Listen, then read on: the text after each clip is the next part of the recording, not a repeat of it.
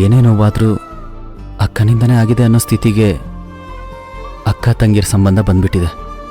ನಾನೂ ಈ ಥರ ಒಂದಿನ ಬರುತ್ತೆ ಅಂತ ಅನ್ಕೊಂಡೇ ಇರಲಿಲ್ಲ ವಿರಾಟ್. ಸರಿ, ಅಂದಹಾಗೆ ಅಕ್ಕ ಏನಂದ್ಲು?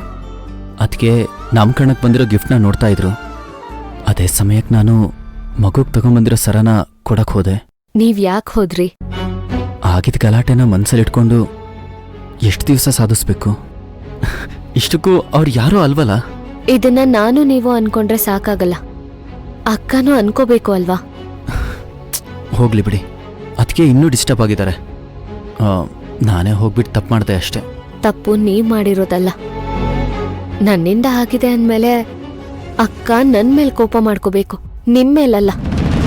ಈಗ್ಲೂ ಅವ್ರು ಏನು ಹೇಳಿಲ್ಲ ಸಿಂಧು ಅವರೇ.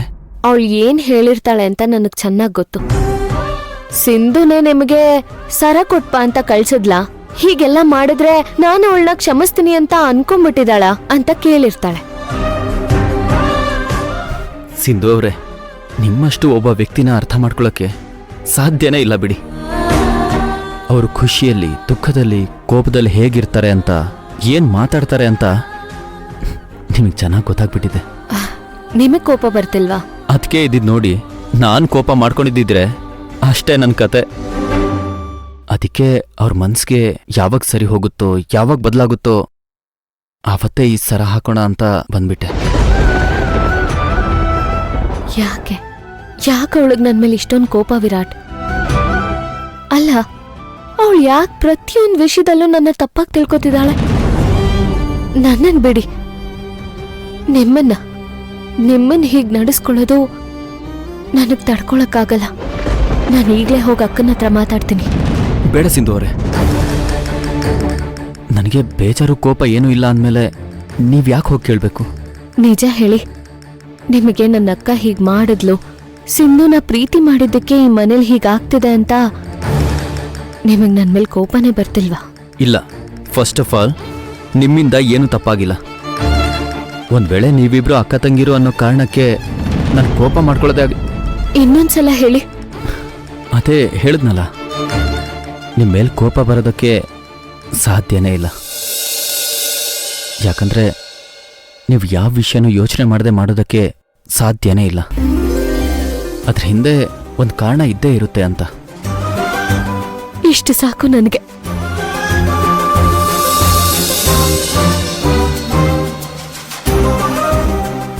ಈಶಾನಿ, ಈ 5 ದಿನ ಹೇಗೆ 5 ನಿಮಿಷದ ತರ ಕಳೆಯುತ್ತೆ ಅಂತ ನೋಡ್ತಾ ಇರು.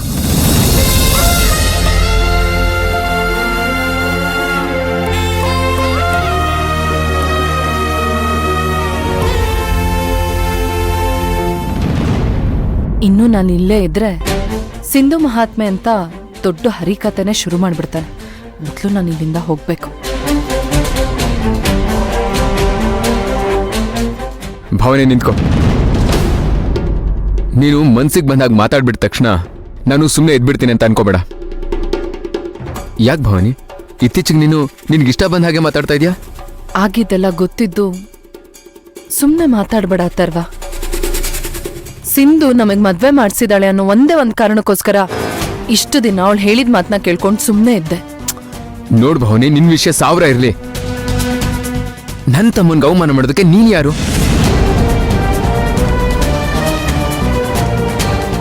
ವಿರಾಟ್ ಏನ್ ಮಾಡ್ದ ಅಂತ ಅಷ್ಟು ಅವಮಾನ ಮಾಡಿ ಕಳಿಸ್ದೆ? ನಿನ್ ಬಗ್ಗೆ ನೀನ್ ಏನ್ ಅನ್ಕೊಂಡಿದ್ಯಾ ಭಾವನಿ?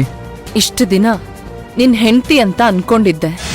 ಈಗ ನೀನೇ ಯಾರು ಅಂತ ಕೇಳಿದ್ಮೇಲೆ ನಾನೇನ್ ಹೇಳಿ? ಅದೇನ್ ಮಾತಾಡ್ತೀಯೋ, ಅದೆಷ್ಟು ಮಾತಾಡ್ತೀಯೋ ಮಾತಾಡು.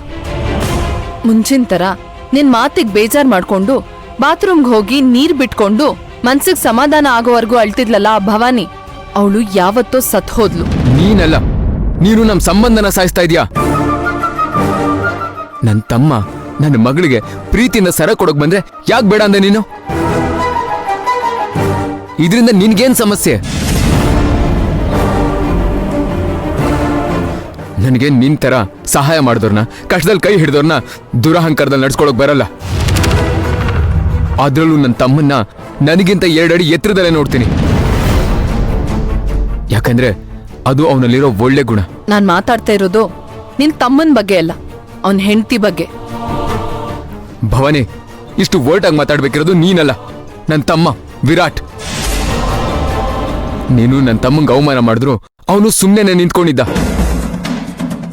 ಅಪ್ಪಿ ತಪ್ಪಿ ನೀನ್ ಮಾತಾಡಿದ ಮಾತಿಗೆ ಒಂದ್ಸಲ ತಿರುಗಿ ಮಾತಾಡಿದ್ರೆ ಅತ್ತಿಗೇನೋ ಮರ್ಯಾದೆ ನೀನ್ ಕಳ್ಕೊತಾ ಇದ್ದೆ. ಅದು ನಿನ್ಗೆ ನೆನಪಿರ್ಲಿ. ಇದ್ರಲ್ಲೇ ತಿಳ್ಕೊ ನನ್ನ ತಮ್ಮನ ಗುಣ ಏನು ಅಂತ. ನಿನಗ್ ಸಂಬಂಧಗಳು ಬೇಡದೇ ಇರ್ಬೋದು ಭವಾನಿ, ಆದ್ರೆ ನನಗೆ ನನ್ನ ತಮ್ಮನೇ ಬೇಕು. ಬೇಡ ಅಂತ ನಾನೇನ್ ಹೇಳಿಲ್ವಲ್ಲ. ನಾನ್ ಹೇಳ್ತಾ ಇರೋದು ಈ ನಾಟಕಗಳನ್ನೆಲ್ಲ ಸಿಂಧು ಮಾಡಿಸ್ತಾ ಇರೋದು ಅಂತ. ಎಲ್ಲ ನನ್ನ ಕಣ್ಮುಂದೆ ನಡೀತಾ ಇರ್ಬೇಕಾದ್ರೆ ಅದಕ್ಕೂ ಸಾಕ್ಷಿ ಕೇಳೋಷ್ಟು ದಡ್ಡ ನಾನಲ್ಲ. ಅವಳು ಆಡ್ತಿರೋ ಆಟಕ್ಕೆ ಸಾಕ್ ಮಾಡಿ ನಿನ್ ಮಾತನ್ನ. ನೀನ್ ಹೇಳೋದೆಲ್ಲ ಮುಗೀತು. ಇನ್ಮೇಲೆ ನಾನ್ ಹೇಳ್ದಾಗ ನೀನ್ ಕೇಳಬೇಕು.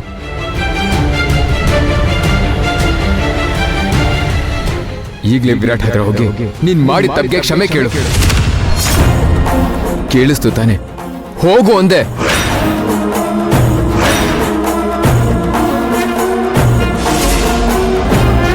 ನೋವೇ.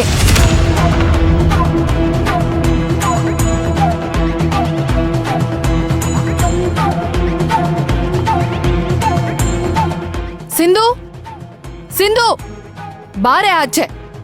ಮಾಡೋದ್ನೆಲ್ಲ ಮಾಡಿ ಹೀಗೋಗಿ ರೂಮಲ್ಲಿ ಹೋಗಿ ಬಚ್ಚಿಟ್ಕೊಂಡಿದ್ಯಾ? ಆಚೆ ಬಾರೆ, ಬಾರೆ ಸಿಂಧು.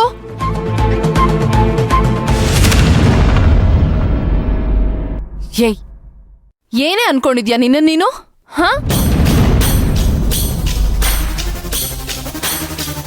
ನಾನ್ ಸುಮ್ಮನೆ ಇದ್ದಷ್ಟು ನೀನ್ ಇನ್ನೂ ಜಾಸ್ತಿ ಮಾಡ್ತಾನೆ ಇರ್ಬೇಕು ಅಂತನಾ? ಬಸ್ಸು, ಇವಳು ಹಾರಾಡ್ತಿರೋದು ನೋಡಿದ್ರೆ ನಮ್ಮ ಮನೆಯಲ್ಲಿ ಥರ್ಡ್ ವರ್ಲ್ಡ್ ವಾರ್ ನಡೆಯುತ್ತೆ ಅನ್ನಿಸ್ತಿದೆ. ಬರೀ ಯುದ್ಧ ಆದ್ರೆ ಸಾಲ್ದಮ್ಮ, ಸಾಯ್ಬೇಕು. ಅದ್ ಸರಿ, ನೀನ್ ಯಾರ್ ನೇಪಥ್ಯ ವಹಿಸ್ಕೊಳ್ಬೇಕು ಅಂತಿದ್ಯಾ?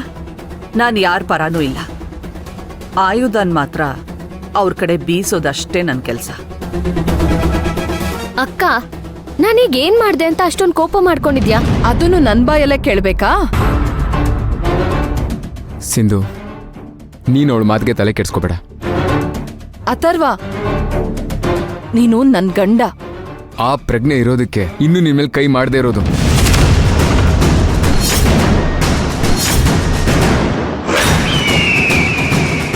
ಯಾಕೆ ನೀನು ದಿನ ಒಂದೊಂದು ಕಾರಣ ಇಟ್ಕೊಂಡು ಜಗಳ ಮಾಡ್ತಾ ಇದ್ಯಾ? ಕೇಳಿಸ್ಕೊಂಡ್ಯಾ? ನಿನ್ನಿಂದ ನನ್ನನ್ನು ಎಷ್ಟು ಪ್ರೀತಿಸ್ತಾ ಇದ್ದಿದ್ ಗಂಡ ಈಗ ನನ್ ವಿರುದ್ಧವಾಗಿ ಹೇಗ್ ಮಾತಾಡ್ತಾನೆ ಅಂತ. ಈಗ ನಿನಗ್ ಸಮಾಧಾನ ಆಯ್ತಾ? ನೋಡಿ ಖುಷಿ ಪಡು.